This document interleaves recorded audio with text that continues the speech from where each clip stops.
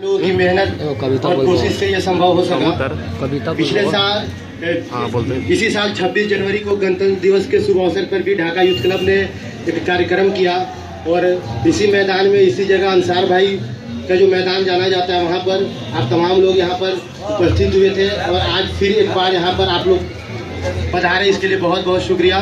सबसे पहले क्योंकि वक्त की बहुत कमी है, अभी बिहार फाउंडेशन का भी झंडा तोलन होना है, इसलिए ज़्यादा वक्त न लेते हुए थोड़ी सी चंद बातें 2-3 मिनट में कहकर ख़त्म करूंगा। सबसे पहले जैसा कि हम जानते हैं कि 15 अगस्त जो आज हम लोग यहाँ पर सेलिब्रेट कर रहे हैं, मना रहे हैं, ये एक कोशिश का, बहुत दिनों तक जब हम संघर्ष करते हैं, बहुत दिनों तक जब हम मेहनत करते हैं तो जो उसका रिजल्ट आता है वही 15 अगस्त आज हमारा रिजल्ट है। जो 250 साल अंग्रेजों की गुलामी के बाद जो हम लोग लड़ रहे थे, उनसे छुटकारा पाने के लिए, उनकी गुलामी से निकलने के लिए, उसका जो हमें फल मिला, जो रिजल्ट मिला, वो 15 अगस्त 1947 को मिला। जानते हैं कि हर समुदाय, हर तबका, हर जात और हर धर्म के लोगों ने मिलकर इस आज़ादी को हासिल किया।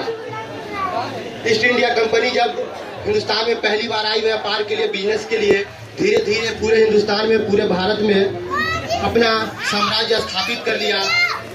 उसके बाद हुआ क्या, हमारे साथ इस्तेसाल हुआ, हमारे एक्सप्लॉयटेशन हुआ, हमारे साथ शोषण हुआ। उसी शोषण से छुटकारे के लिए हिंदुस्तान के सभी समुदाय, सभी धर्म के लोगों ने मिलकर जो लड़ाई लड़ी, वही लड़ाई आखिरकार 15 अगस्त 1947 को हमारी जीत में तब्दील हुआ। 15 अगस्त 1947 को हम आज़ाद तो हो गए, लेकिन बहुत सारी हमारे साथ ऐसी चीज़ें जुड़ गई जिससे हम आज़ाद न हो सके। जिसमें एक चीज़ हम कह सकते हैं कि 14 अगस्त 1947 का जो बंटवारा था हिंदुस्तान पाकिस्तान का, वो हमारे लिए एक कलंक है, एक धब्बा है हमारे इतिहास पे, हमारे पीछे वाले गौरव पे। लेकिन वो हमारी एक समस्या है जिससे हम अब छुटकारा नहीं पा सकते। उन सारे चीज़ों को भूलकर आज हमें आगे बढ़ना होगा। जाति समुदाय का जो आज के दिन में झगड़ा है, ये हमारे लिए भी एक बड़ा कलंक है। ये हमारी आज़ादी को कहीं से भी जस्टिफाई नहीं, कहीं से भी न्याय संगत नहीं लगता कि हम हिंदू, मुसलमान और सिख, ईसाई आपस में बंटकर इस हिंदुस्तान को बांटने की कोशिश कर रहे हैं। हमें सोचना होगा 15 अगस्त 1947 की स्थिति के नीचे हमें अहद लेना होगा, हमें प्रतिज्ञा करना होगा कि हम कल से नहीं बल्कि आज से, अभी से किसी जात, किसी धर्म और किसी समुदाय में न बंटकर हिंदुस्तान की तरक्की के लिए हम लोग मेहनत करेंगे, कोशिश करेंगे।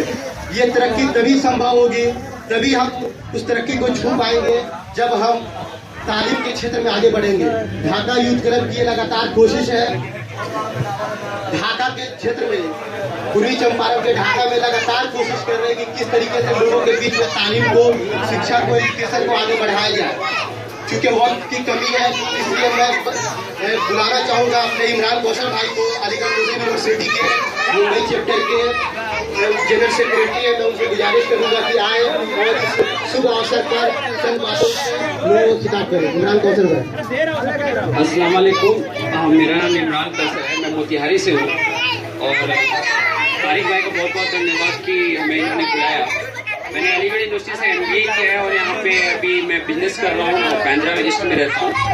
और इस खास मौके पे जबकि हम 69 ईयर्स हमारे हो चुके हैं भारत के इंडिपेंडेंस के, और जब हम लोगों ने 15 अगस्त 1947 को आज़ादी ली थी, और उस पूरे आज़ादी में सबसे ज़्यादा योगदान चंपारण वासियों का भी रहा है। जब महात्मा गांधी अफ्रीका से आने के बाद भितौरा आश्रम में पहली मरतबा non cooperation movement, indigo movement, नीलहा आंदोलन के तौर पे जाना जाता है, और उसकी शुरुआत पूरे हिंदुस्तान में बिहार का कंट्रीब्यूशन भी काफ़ी रहा है। आप लोगों को मालूम है कि हमारी आज़ादी के ये इतने होने के बावजूद भी अभी तक हम लोगों को गरीबी, अशिक्षा से मुक्ति नहीं मिली हुई है। और आज के दिन हम लोग को अहद करना चाहिए कि 15 अगस्त के इस मौके पे हम अपने बच्चों को ज़्यादा से ज़्यादा एजुकेशन के फील्ड में उनको आगे की तरफ बढ़ाएं। मैं मुंबई यूनिवर्सिटी में यहाँ पे स्टूडेंट यूनियन के हैसियत से भी हूँ, तो अगर आप लोगों को किसी भी तरह का हेल्प चाहिए, लैंग्वेज का आज का ज़माना है और एजुकेशन है, IT फील्ड का ज़माना है। ख़ास तौर पे मैं लैंग्वेज की बात कर रहा हूँ, जो कि मुंबई यूनिवर्सिटी में कई तरह के लैंग्वेज हैं, जो Chinese, French, German, Arabic, Persian, और इसमें बहुत ही कम फीस भी है। अरबिक की तो इतनी कम फीस है जिसमें कि 300 रुपया साल भर की फीस है, और मुंबई यूनिवर्सिटी उसकी डिग्री देती है। और यहाँ पे कम से कम 10 बैचेज चलते हैं, और उसके एडमिशन प्रोसेस में फर्स्ट कम फर्स्ट सब बेसिस पे एडमिशन होता है। और एक आदमी जब आजकल अरबी का कोर्स कर लेता है, 1 साल या 2 साल बोलने लगता है, उसके बाद जो प्राइवेट कंपनियां हैं वो कम से कम 30,000 से 40,000 रुपये सैलरी देती है। साथ में मेडिकल टूरिज्म में हिंदुस्तान में काफी बढ़ रहा है। इराक से, ईरान, नाइजीरिया, केन्या से लोग यहाँ पे आ रहे हैं। उस फील्ड में भी अरबिक वाले लोगों का काफी अच्छा योगदान है। तो आज के डेट में, आज तो हमें बहुत कम टाइम है, और एजुकेशन पे अहद करें कि हम लोग एजुकेशन ही हमारे देश को, हमारे फ्यूचर को, हमारे परिवार को आगे बढ़ा सकता है। जय हिंद, जय भारत। बहुत बहुत शुक्रिया। धारावी के तमाम लोगों का मैं बहुत ही शुक्रगुजार हूँ कि इस मौके को आप लोगों ने एक खास बना दिया। और अगला जो कार्यक्रम होगा वो बिहार फाउंडेशन में झंडा तोलन का हो रहा है, इसलिए हम लोग इस कार्यक्रम को यही समाप्त करेंगे और चाहेंगे कि आप जितने लोग हैं वो जलेबी और मिठाई जो कुछ भी है आप लोग अपने हिस्से का लेते जाएं।